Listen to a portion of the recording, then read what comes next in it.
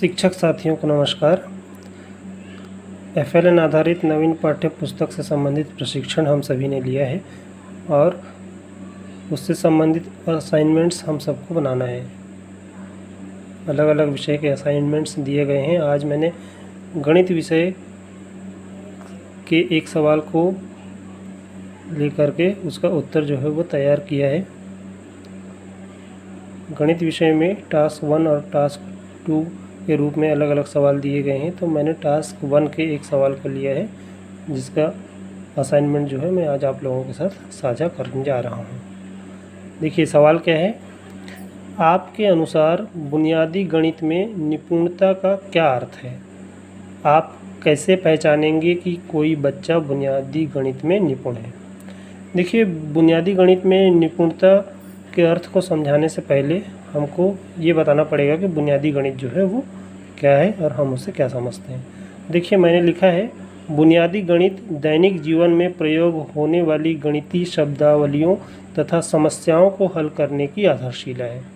इसका मुख्य उद्देश्य व्यक्ति को दैनिक जीवन की गणितीय समस्याओं का सामना करने के लिए सशक्त बनाना है।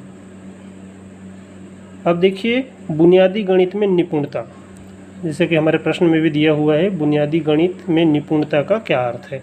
तो बुनियादी गणित में निपुणता से आशय बच्चों में अंकों, आकृतियों और तार्किक सोच का उपयोग अपनी दैनिक जीवन की समस्याओं को हल करने की क्षमता विकसित करने से है।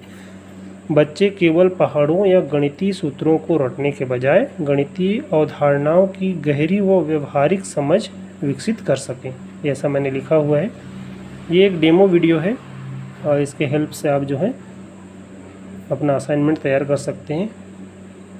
आगे अगर हम देखें तो बुनियादी गणित में निपुण बच्चे की पहचान, जैसे हमारे प्रश्न में दिया हुआ है कि आप कैसे पहचानेंगे कि कोई बच्चा बुनियादी गणित में निपुण है। तो निपुणता की पहचान हम कैसे करेंगे? देखिए, मैंने लिखा है कि निपुणता की पहचान के लिए कक्षा 3 के विद्यार्थी के लिए व्यवहारिक जीवन का एक उदाहरण प्रस्तुत है। मैंने एक उदाहरण लिया हुआ है जिसके माध्यम से मैं निपुण बच्चे की पहचान जो है वो कर रहा हूँ। देखिए, क्या उदाहरण लिया है मैंने कि मैंने एक बच्चे को 80 रुपये देकर दुकान भेजा, जहाँ से उसे 1 किलो आलू और 1 किलो प्याज लाने हैं। अब देखिए, इसमें स्थिति क्या है कि 1 किलो आलू जो है वो 30 रुपये का है और 1 किलो प्याज जो है वो 35 रुपये का है। तो इसमें गणितीय कार्य क्या करेगा बच्चा? तो सबसे पहले जोड़ने का काम करेगा। बच्चा जो है वो दोनों वस्तुओं की कीमत को मानसिक रूप से जोड़ता है। कापी पेन का इस्तेमाल किए बिना वो जो है अपने दिमाग में, अपने मन में उसको जोड़ रहा है। 30 रुपये और 35 रुपये दोनों को जोड़ रहा है बच्चा, तो 65 रुपये होते हैं। अब उसको घटाएगा बच्चा। कैसे घटाएगा? बच्चा कुल पैसों में से खर्च हुए पैसों को घटाकर बचे हुए पैसे का अनुमान लगा रहा है।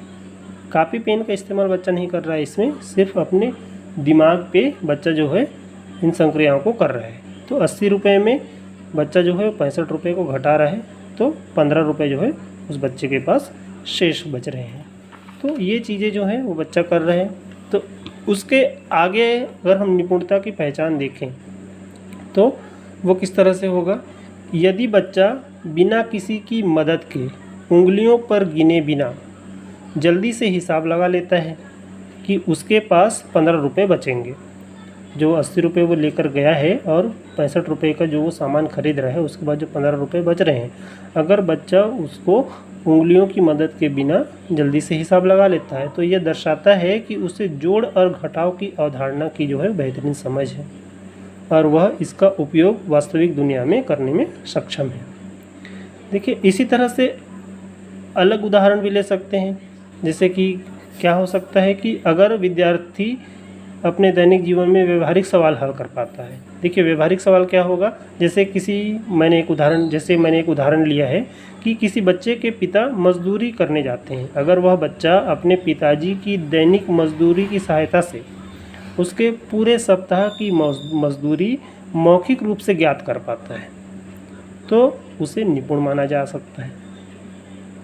तो यहाँ पर कापी पेन का इस्तेमाल नहीं हो रहा है, मौखिक रूप से बच्चा जो है अपने दिमाग से ही उस चीज़ को कर रहा है, व्यवहारिक जीवन में उस गणितीय अवधारणा का उपयोग कर रहा है। इसी तरह से अगर हम देखें तो बच्चा संख्या पूर्व अवधारणा और गणितीय शब्दावली जैसे ऊपर नीचे, छोटा बड़ा, अंदर बाहर, दूर पास, हल्का भारी आदि को समझता है।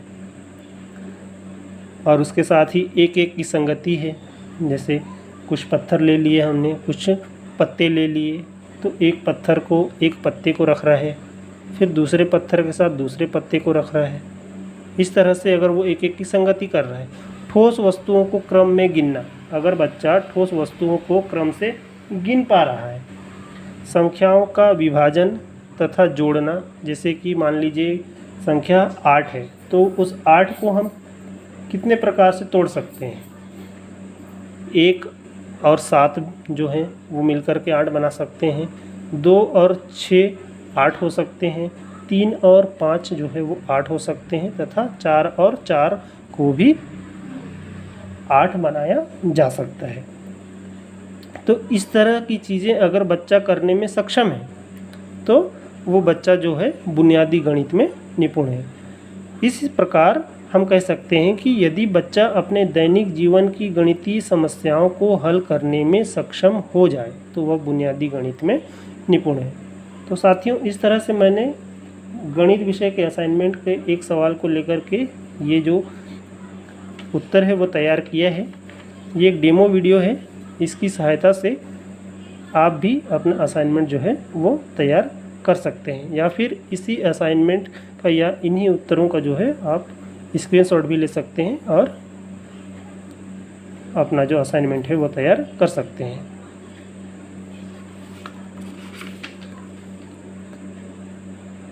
तो साथियों, ये जो है गणित विषय का एक सवाल को लेकर असाइनमेंट हमने बनाया है।